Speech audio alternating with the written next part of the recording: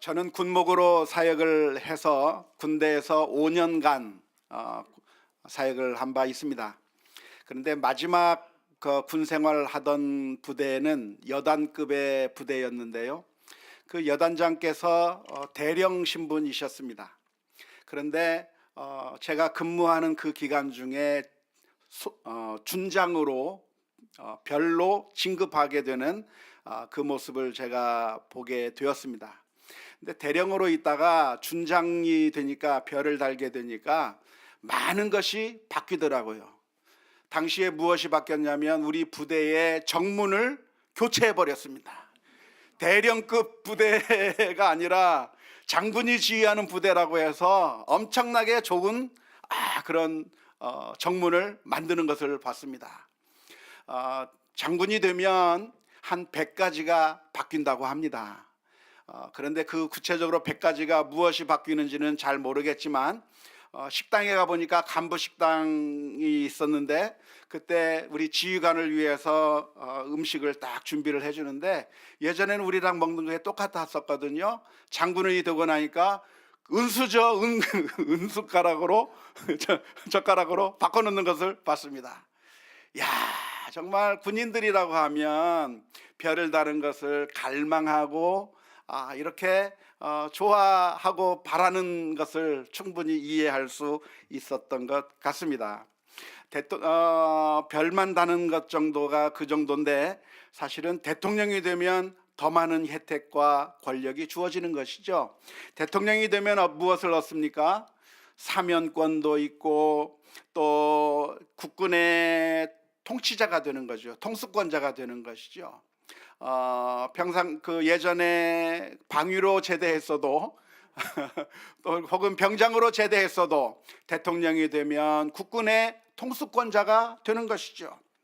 그래서 전쟁을 시작할 수도 있고 마칠 수도 있고 또한 법률을 입법하게 되면 그 법률을 거부하거나 선포할 수 있는 권한도 주어지고 여러 가지 임명직 공무원들을 마음대로 선택해서 임명하는 그런 대단한 그런 특권들이 주어지는 것을 볼 수가 있습니다.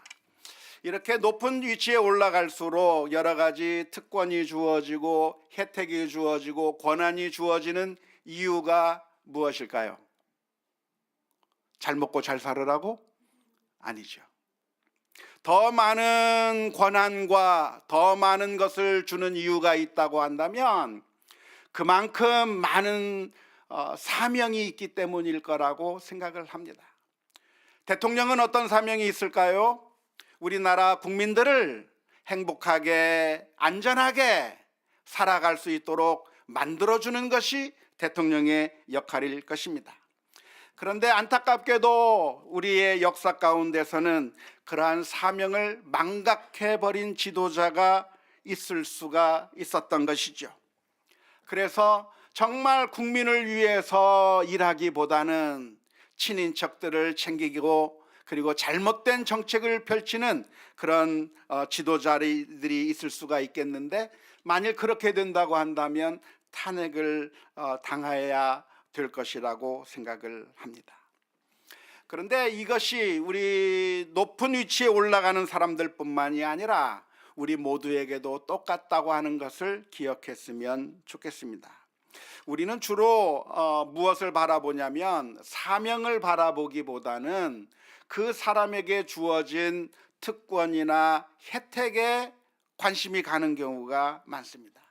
우리 아이들을 향해서 물어봅니다. 너의 꿈이 무엇이냐? 너는 커서 무엇이 되고 싶냐고 물어보면 아이들이 대답을 합니다. 예, 대통령이 되고 싶어요. 예, 저는 장군이 되고 싶어요. 경찰이 되고 싶어요. 여러 가지 꿈을 이야기하는데 안타까운 것은 대체로 그런 꿈을 이야기할 때는 그 사람이 무슨 일을 행하는가 사명에 대한 꿈보다는 그 사람이 누리고 있는 혜택이나 권한이 욕심이 나서 그런 꿈을 가지려고 할 때가 많이 있는 것이죠. 그런 위치에 가게 되면 많은 사람들의 박수를 받을 수 있으니까 내가 저런 사람이 된다고 한다면 많은 돈을 벌 수 있으니까 더 많은 사람들로부터 존경을 받을 수 있으니까 그러한 혜택과 권한에만 눈을 뜨게 되는데, 사실은 그러한 것에 눈에 관심이 가기보다는 그 자리에 있음으로 말미암아 내가 어떠한 일을 해야 할 것인가, 나의 사명이 무엇인가에 관심을 가지는 것이 훨씬 더 중요하다고 믿습니다. 예수님의 제자들 사이에서는 서로 다툼이 이렇습니다. 누가 크냐? 제자들 가운데 네가 크냐 내가 크냐라고 하는 그런 질문을 던졌는데요, 아마도 제자들 사이에서 이런 다툼이 일어난 것이 있다고 한다면 그들이 가장 높은 자에게 주어지는 특권, 가장 높은 자에게 주어지는 그 권한에 눈이 쏠렸기 때문일 거라고 생각을 합니다. 하지만 주님께서는 그런 제자들을 향해서 하시는 말씀이, 높아지고자 하는 자는 낮아져야 하고 누구든지 크고자 하는 자는 남을 섬기는 자가 되어야 된다고 말씀하신 것이죠. 예수님께서 말씀해 주신 것은 그가 얼마나 높은 위치에서 많은 권한을 가지고 있는가, 그것을 바라보기보다는 내가 과연 무엇을 위하여 섬길 것인가, 내가 어떤 사명을 가지고 섬겨야 될 것인가, 그 사명에 눈을 뜨라고 하는 말씀으로 이해할 수 있을 것이라고 믿습니다. 우리들에게도 하나님께서 주신 사명이 있습니다. 대통령이나 장군들에게만 여러 가지 권한과 혜택이 주어지는 것이 아니라 사실상 모든 사람들은 하나님께서 주신 나름대로의 사명이 있는 것이죠. 하나님께서 살아계시고, 그리고 그 하나님께서 이 세상의 모든 것들을 다스리시고 통치하신다고 한다면 지금 우리들에게 주어지는 그 모든 것들은 하나님께서 주신 것이라고 하는 사실을 믿어야 할 것입니다. 믿습니까? 하나님께서 우리들에게 무엇인가를 주시는 것이죠. 내가 가진 모든 것, 내가 누리고 있는 그 모든 것들은 하나님께서 우리들에게 베풀어 주신 것인데 왜 하나님께서 우리들에게 주실까요? 그것은 바로 사명을 위해서 주시는 거라고 하는 사실을 믿어야 할 것입니다.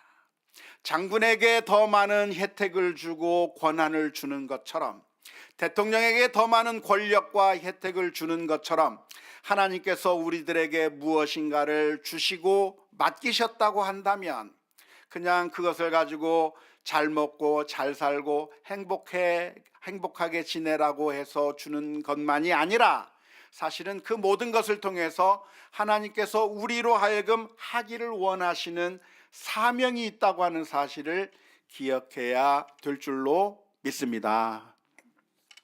예수님께서 해주신 선한 사마리아인의 비유가 있습니다. 선한 사마리아인의 비유를 보면 강도 만난 사람이 있을 때 그 옆을 제사장이라고 하는 사람이 지나가게 됐습니다. 그리고 레위인이라고 하는 사람이 지나가게 되었습니다. 하지만 그 제사장과 레위인은 강도 만난 사람이 옆에 있는 것을 보고도 그냥 지나쳐 버렸습니다. 왜 그냥 지나쳤을까요? 왜 그 정말 불쌍한 사람을 도와주지 않고 그 자리를 지나치고 말았을까요? 성경에서는 그 이유를 기록하고 있지 않지만 충분히 생각해 볼 수 있을 겁니다. 이것은 내 일이 아니라고 생각한 것이죠. 내가 할 일은 무엇이에요? 제사를 드리는 게 내 할 일입니다. 내 할 일이 무엇이에요? 가족을 돌보는 게 내 일입니다.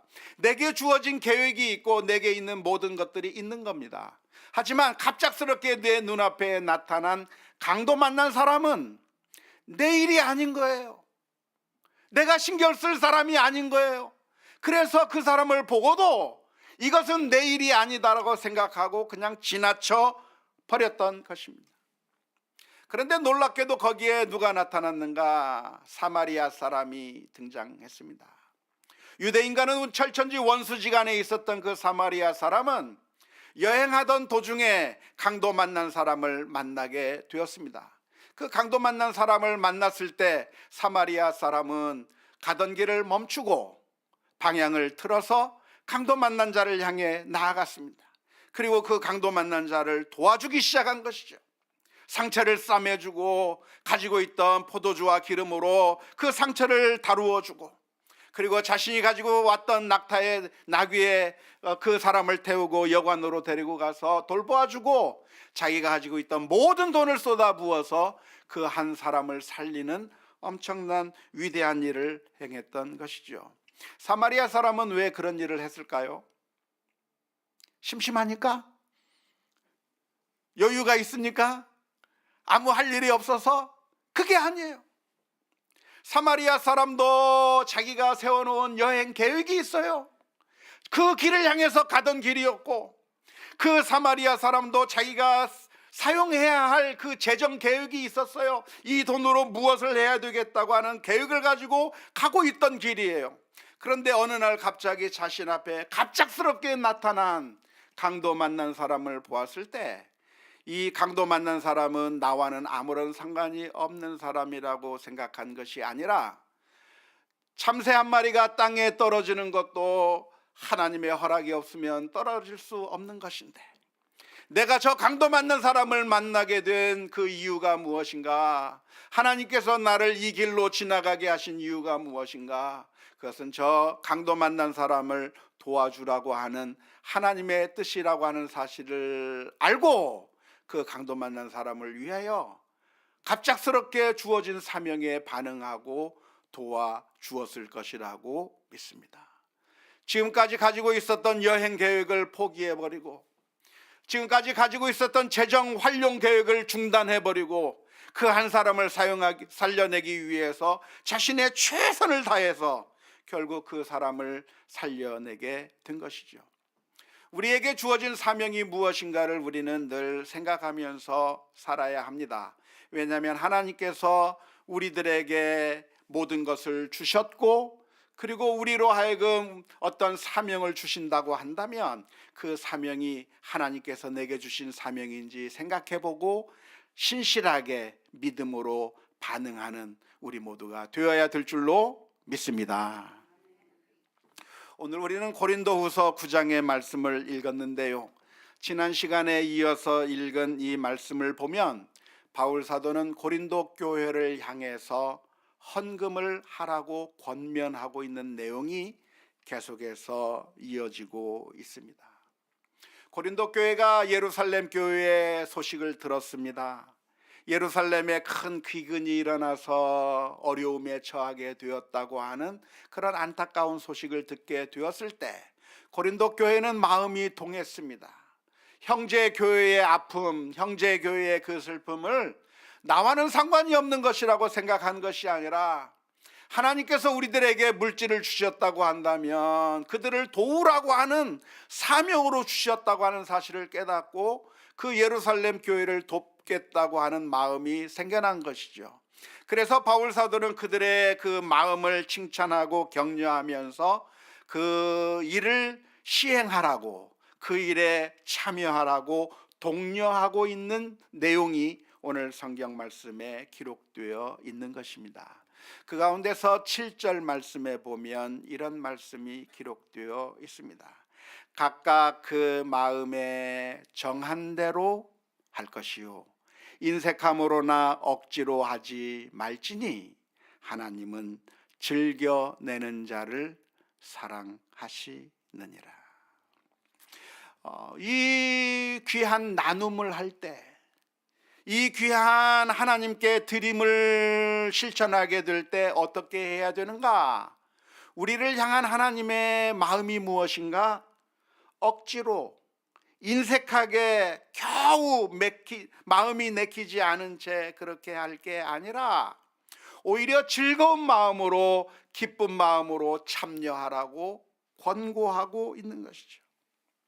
우리는 늘 자기중심적이고 늘 탐욕적이고 이기적인 마음들이 많이 있기 때문에, 제사장과 레위인과 같은 마음이 있기 때문에 우리가 사명에 순종하기보다는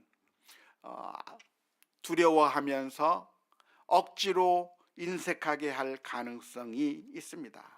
마지못해서 하긴 해야 되겠으니까 조금만 하는 것이고 최소한만 하려고 하는 경향들이 우리에게 있습니다. 하지만 하나님께서 기뻐하시는 것은 무엇인가? 억지로 조금만 겨우 신용만 내는 것을 하나님께서 기뻐하시는 것이 아니라 오늘 7절의 말씀에서는 누구를 기뻐한다고 말씀하고 있습니까? 즐겨 내는 자를 기뻐하신다. 하나님은 기쁜 마음으로 참여하는 자를 사랑하시고 기뻐하신다고 말씀해주고 계시는 것입니다. 오해하지 마십시오. 그러니까 액수가 많아야 좋아한다고 하는 이야기는 아닙니다.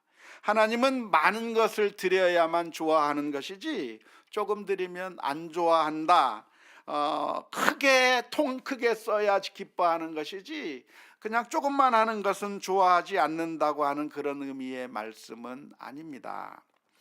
하나님은 전능하신 하나님이시기 때문에 아무런 물질적인 헌신이 없다고 하더라도 하나님의 사역이 막히는 것은 아닙니다.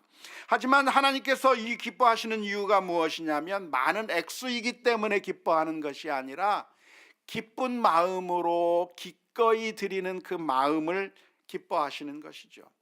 그래서 예수님께서는 어느 날 성전을 가시다가 어떤 가난한 한 과부가 동전 2개를 헌금함에 넣는 것을 보았습니다.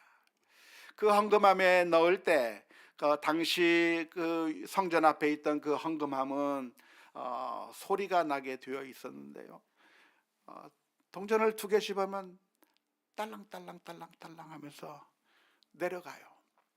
돈이 많은 부자들은 그 헌금궤 안에 들어가서 그 헌금을 부을 때 쭈르르 하면서 큰 소리를 내면서 들어가는데, 돈이 없는 이 가난한 과부가 집어넣게 되면 정말 적은 액수가 들어가는 것이 들려서 창피할 수도 있었는데, 놀랍게도 예수님께서는 그 가난한 과부를 보시면서 칭찬하셨어요. 왜냐하면 이 여인은 없는 가운데서도 자신의 생활비 전부를 다 넣은 것이라고 하면서 칭찬해 주신 것이죠. 많은 액수를 중요하게 여기시는 것이 아니라 그 마음이 하나님을 향해서 열려 있고 헌신하려고 하는 그 마음을 하나님께서 기뻐하신다고 하는 것입니다. 어떻게 우리는 기쁜 마음으로 드릴 수가 있으며 나눌 수가 있을까요? 그것은 우리가 부모님을 바라보면 해답이 나옵니다. 부모님들은 어떻게 자녀들을 사랑해 주셨습니까? 부모님들은 자녀를 사랑하기를 자신의 모든 것을 다 바쳐서 사랑하는 거죠. 자신의 모든 것을 다 바쳐서 사랑하고 도와주고 자신의 자녀들을 위해서라고 한다면 아끼지 않는 것이죠. 모든 것을 다 주고 나서도 마지막에 생각하는 게 무엇이냐면 너무 못해줘서 미안하다고 생각하는 것이 부모의 마음이죠. 자녀들에게 한없이 주고 싶은 그 부모의 마음은 왜 그런 마음을 가지고 있습니까? 부모가 자녀를 사랑하기 때문이고, 이것이 나의 사명이고 이것이 내가 존재하는 이유라고 하는 자기 이해가 있기 때문에 그런 것이죠. 모성애가 있고 부성애가 있기 때문에 자녀를 위해서라고 한다면 기쁨으로 해주고 또 해주고 또 해주어도 만족스럽지 않고 더 해주고 싶은 마음이 있는 것이라고 할 수가 있겠는데요, 역시 우리가 어떻게 기쁘게 할 수 있을까? 어떻게 인색하지 않게 할 수 있을까? 이것이 나에게 주어진 하나님께서 주신 사명이라고 하는 그런 마음을 가지고 있어야 하는 것입니다. 바울 사도라고 하는 사람은 복음을 전하기 위해서 최선을 다했는데요, 복음을 전하는 가운데 엄청난 고난을 당했습니다. 복음을 전하다가 매를 맞기도 하고 또한 돌에 맞기도 하고 또한 죽임을 당할 뻔한 그런 어려움을 겪기도 하고 또한 여러 가지 위험 가운데 처하게 되는 그런 일들을 당했는데, 그런 일을 당하면서도 바울 사도는 힘들어서 도무지 안 되겠다, 난 이제 더 이상 못해 먹겠다 하면서 포기하지 않고 계속해서 복음을 전했습니다. 왜 그랬을까요? 그것은 바울 사도의 마음 가운데 내가 존재하는 이유가 무엇인가? 내게 목숨이 붙어 있는 이유가 무엇인가? 내게 이런 권한이 있고 내게 능력이 있고 내게 힘이 있고 내게 재물이 있고 그 이유가 무엇인가? 하나님께서 나를 살려두신 이유, 하나님께서 나에게 능력을 주신 이유가 있다고 한다면 나 혼자 잘 먹고 잘 살고 편안하게 살기 위해서 하나님께서 이렇게 나에게 주신 것이 아니라 바로 복음을 전하기 위한 목적으로 나를 살려주셨다고 하는 이해 때문에 그렇습니다. 고린도전서 9장 16절의 말씀을 보면 바울 사도의 고백이 등장합니다.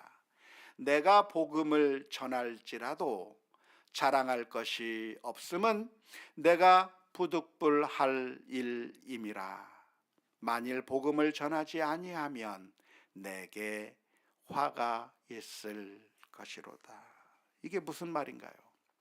바울 사도는 원래 교회를 핍박하던 사람이었습니다. 예수 믿는 사람들이라고 한다면 잡아 가두고 죽이고 교회를 핍박하던 교회의 원수였고 원수 중에서도 괴물이었고 괴수였습니다. 스데반을 죽일 때 그 자리에 있었던 사람이 책임을 졌던 사람이 바로 바울이었어요. 예수 믿는 사람들을 박해하는데 가장 최전선에 섰던 사람이 바로 바울이었던 것입니다. 그래서 만일 이런 바울에 대한 하나님의 정당한 반응이 있다고 한다면 무엇이 가장 좋은 반응일까요? 하나님께서 심판해버려야죠. 죽여버려야죠. 멸망시키는 것이 당연한 겁니다. 그런데 놀랍게도 하나님께서는 그 바울을 죽인 것이 아니라 하나님께서 그 바울에게 은혜를 베풀어 주셨어요. 저 다메섹을 향해서 예수 믿는 사람들 잡아 죽이기 위해서 가는 그 길 가운데 예수님께서 나타나셔서 사울아 사울아 어찌하여 나를 핍박하느냐 말씀하시고 그 바울의 마음을 변화시켜 주셔서 예수 그리스도를 받아들이게 만드는 그런 엄청난 은혜를 베풀어 주셨는데 바울 사도가 나중에 깨달은 것이 무엇이냐면 왜 하나님께서는 나를 심판한 것이 아니라 왜 나에게 이런 은혜를 베풀어 주셨을까? 왜 나를 죽인 것이 아니라 나를 살려주셨을까? 그런 질문을 던졌을 때 그것은 나로 하여금 이방인들에게 복음을 전하는 그 사명을 감당하게 하기 위해서 나를 살려주셨구나. 내가 왜 살아있는가? 복음을 전하라고 나를 살려주신 거구나. 내가 왜 예수님을 믿게 되었는가? 이 일을 하라고 나를 살려주셨구나라고 하는 사실을 깨닫게 되었고, 따라서 바울 사도의 생각이 무슨 생각이냐면 바로 저 사람들 때문에 내가 살았다는 겁니다. 이방인들에게 복음을 전해야 될 사명 때문에 예수님께서 나를 살려주신 것이고 내가 구원을 받은 것이고 내가 이렇게 살 수 있는 것은 저 이방인들을 복음을 전하기 위한 그 사명이 나를 살렸기 때문에 나는 이방인들에게 어떤 자라? 빚진 사람이라. 저 사람들이 아니었더라고 한다면 내가 살아날 이유가 없었던 것이라고 고백하면서, 그래서 나는 복음을 전하는 것이 부득불 당연히 해야 할 일이지 내가 자랑할 일이 아니라고 고백하게 되었던 것입니다. 오늘 우리들에게도 역시 마찬가지입니다. 하나님께서 우리들에게 주신 것이 있다고 한다면 그것이 건강이든 목숨이든 달란트이든 재물이든 자녀이든, 그리고 나쁜 경험과 좋지 않은 그런 모든 경험까지라도 하나님께서 우리의 인생 가운데 허락해 주신 것이 있다고 한다면 그냥 살다 보니까 어쩌다가 만나게 되는 경험이 아니라, 살다 보니까 내가 열심히 살아서 그래서 얻은 것이 아니라 사실은 하나님께서 우리들에게 사명으로 주셨다고 하는 사실을 믿을 수 있기를 주님의 이름으로 축원합니다. 장군에게 엄청난 혜택을 주는 것은 우리나라를 잘 지키라고 하는 그런 사명을 위해서 주신 것이고, 대통령에게 엄청난 권한을 주는 것은 우리 국민을 잘 살게 만들려고 하는 그런 사명 때문에 주는 것처럼 우리들에게 무엇인가 있다고 한다면 우리의 존재 자체는 사실 하나님께서 우리에게 주시는 사명이 있기 때문에 그 사명을 잘 감당하라고 주시는 거라고 하는 사실을 믿어야 할 것이라고 믿습니다. 우리가 사명에 살 때 우리에게 어떠한 일이 일어나는가? 고린도후서 9장 6절의 말씀 가운데서는 이렇게 기록하고 있습니다. 이것이 곧 적게 심는 자는 적게 거두고 많이 심는 자는 많이 거둔다 하는 말이로다. 농부에게 사명이라고 하는 씨앗을 줬습니다. 농부에게 사명의 씨앗을 주었을 때 그 농부가 그 씨앗을 가지고 어떻게 하는 것이 옳을까요? 열심히 밥해 먹어야 됩니까? 그것이 아니고 땅에 심어야 되는 거예요. 땅에 심는 것은 어쩌면 허비하는 것 같아요.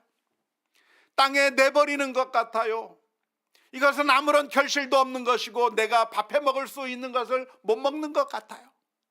하지만 놀라운 것은 농부가 씨앗을 받았을 때 이것은 먹으라고 준 것이 아니라 심으라고 준 것이라고 하는 사실을 깨닫고 밭에 뿌리게 되었을 때 많이 뿌리면 많이 거두고 적게 뿌리면 적게 거두는 것처럼 우리에게 하나님께서 주신 사명의 씨앗이 있다고 한다면 그 사명의 씨앗을 사명을 위해서 뿌릴 때 엄청나게 많은 것을 거둘 수 있다고 하는 것이 성경적인 원리라고 하는 사실을 믿을 수 있기를 주님의 이름으로 축원합니다. 자신에게 주어진 그 사명의 씨앗이 있다고 한다면 먹어 해치워 버리고 끝내는 것이 아니라 나에게 준 이 사명의 씨앗이 어떤 사명을 위한 것인가를 기억하고 심어야 되는 것이죠. 안타깝게도 이스라엘 민족은 그러한 사명을 망각해 버렸습니다. 하나님께서는 이 세상의 수많은 사람들 가운데서 이스라엘 민족을 하나님의 선택하신 민족으로 삼아 주셨습니다. 하나님께서 이스라엘 민족을 선택한 이유가 무엇일까요? 그것은 이스라엘 민족을 제사장 나라로 만들어서 그리고 이방의 빛이 되게 만들어서 온 세상의 모든 사람들에게 하나님의 복을 나누어 주기 위한 하나님의 놀라운 계획 가운데 이스라엘 민족을 하나님의 제사장 나라로 삼으신 것입니다. 창세기 12장 1절에서부터 3절 말씀을 보면 이스라엘 민족의 조상인 아브라함을 향해서 이렇게 하나님께서 말씀하셨습니다. 여호와께서 아브라함에게 이르시되 너는 너의 고향과 친척과 아버지의 집을 떠나 내가 내게 보여줄 땅으로 가라. 내가 너로 큰 민족을 이루고 내게 복을 주어 내 이름을 장대하게 하리니 너는 복이 될지라. 너를 축복하는 자에게는 내가 복을 내리고 너를 저주하는 자에게는 내가 저주하리니 땅의 모든 족속이 너로 말미암아 복을 얻을 것이라 하신지라 그랬습니다. 하나님께서 아브라함을 선택하신 이유는 아브라함을 복되게 하기 위함인데 아브라함을 복되게 하는 그 목적이 뭐예요? 아브라함만 잘 살라고? 그게 아니라 너로 인하여 모든 민족이 복을 얻게 만들기 위한 하나님의 섭리로 이스라엘 민족을 선택하셨고 제사장 나라로 만들어 주신 겁니다.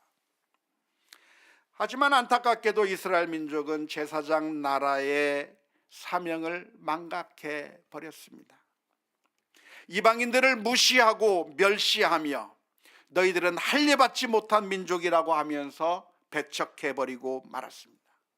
그리고 자기들만이 하나님의 선택된 민족이라고 하는 교만함 가운데 빠지고 제대로 된 사명을 감당하지 못하게 될 때 결국 이스라엘은 그 특권을 빼앗겨 버리고 그 이스라엘의 사명이 우리 예수 그리스도를 믿는 참된 이스라엘 민족 우리 성도들에게 옮겨오게 된 줄로 믿습니다.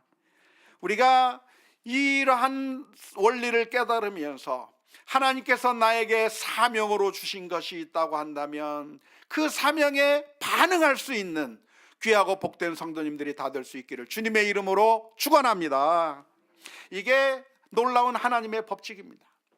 우리의 생각에 씨를 뿌리면 없어져 버리고 그래서 망할 것 같은데, 놀랍게도 씨를 뿌리면 많은 것을 거두게 되는 것이고, 씨를 뿌리지 않고 감추어 두면 남아있을 것 같은데 오히려 없어지는 역설이 하나님의 법칙인 것이죠. 잠언서 11장 24절에서 26절 말씀에 이렇게 표현하고 있습니다.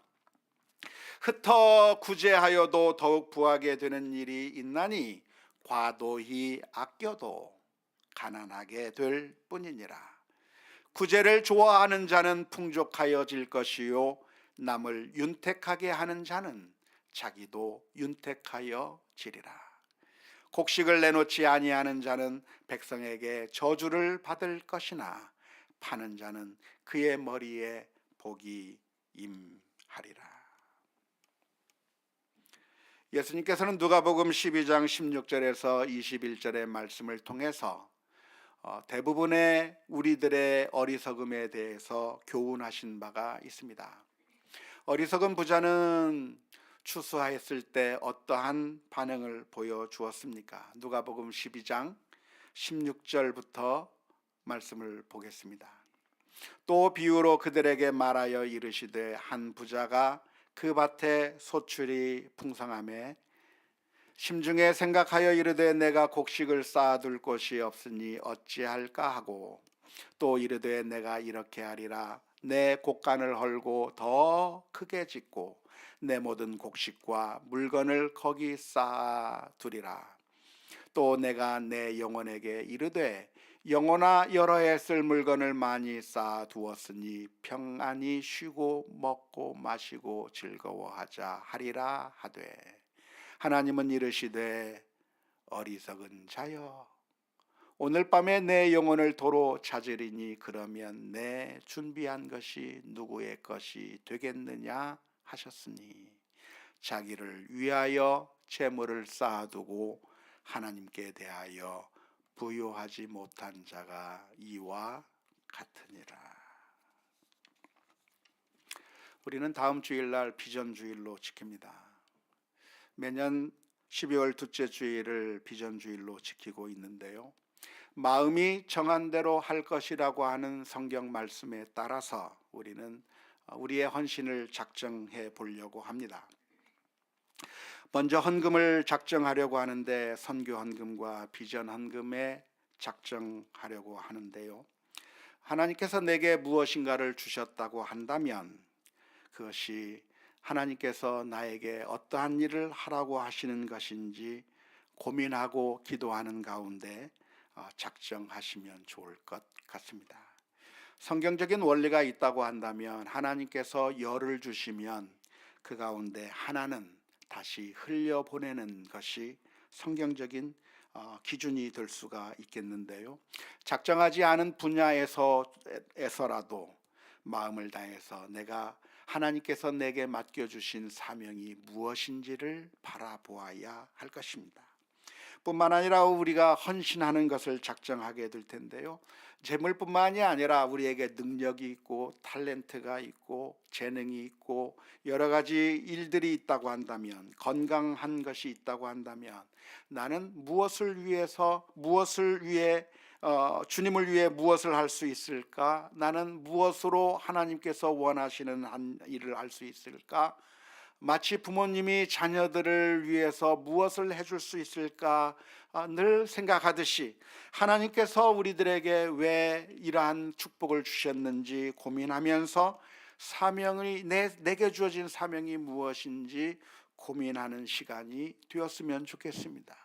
강도 만난 자가 바로 눈앞에 있는데도 불구하고 내 자신의 그 평안함, 내 자신의 그 안전을 위해 의도적으로 외면하며 내 사명이 아니라고 외면하는, 씨를 감추어 버리는 그런 삶이 아니라 하나님 앞에 우리의 삶은 늘 헌신과 하나님 앞에 드리는 삶, 또 나누는 삶을 살아가는 결단이 우리 모두에게 다 있어야 될 줄로 믿습니다. 왜 우리는 사명의 삶을 살아야 합니까? 왜 우리는 나누고 드리는 삶을 살아야 합니까? 그 이유가 무엇이죠?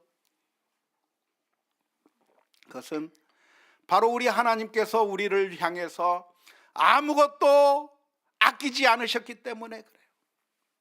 하나님께서 우리를 위해서라고 한다면 하나밖에 없는 그 아들 예수 그리스도의 목숨까지 내어주셨기 때문에, 우리를 살리는 일이라고 한다면 아까운 것이 아무것도 없이 다 내어주신 하나님의 놀라운 사랑을 받아서 우리가 하나님을 믿는 자가 되었다고 한다면, 당연히 우리를 불러주신 하나님의 그 사명이 무엇인지를 진지하게 고민하며 그 하나님의 부르심에 아멘으로 순종하며 나아가는 우리 모두가 다 되어야 될 줄로 믿습니다.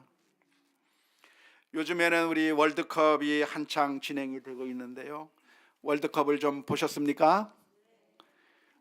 열심히 보시는군요. 저도 봤습니다. 새벽에 잠도 안 자면서 봤는데요, 드디어 우리나라가 16강 진출이라고 하는 쾌거를 이루어냈습니다. 너무나도 기쁘시죠? 저도 너무나도 기분이 좋더라고요. 하루 종일 어제 기분이 좋았습니다.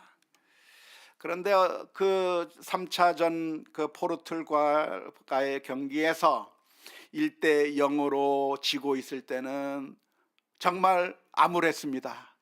이러다가 1무 2패로 탈락하는 거 아닐까, 너무나도 안타까웠는데, 그 순간에 김영권 선수가 호날두의 어시스트를 받아서 골을 넣는 그런 엄청난 수훈을 세웠습니다. 이 김영권 선수는 4년 전 러시아 월드컵에서도 골을 독일을 향해서 넣어서 우리나라를 살려낸 그런 선수였는데요, 이번에도 김영권 선수가 골을 넣어서 희망을 가지게 만들었고, 마지막에는 손흥민의 정말 환상적인 드리블과 황희찬의 정말 완벽한 슛으로 너무 부럽습니다. 그런 걸로 골을 넣어서 우리나라가 역전하고 승리하게 됐습니다.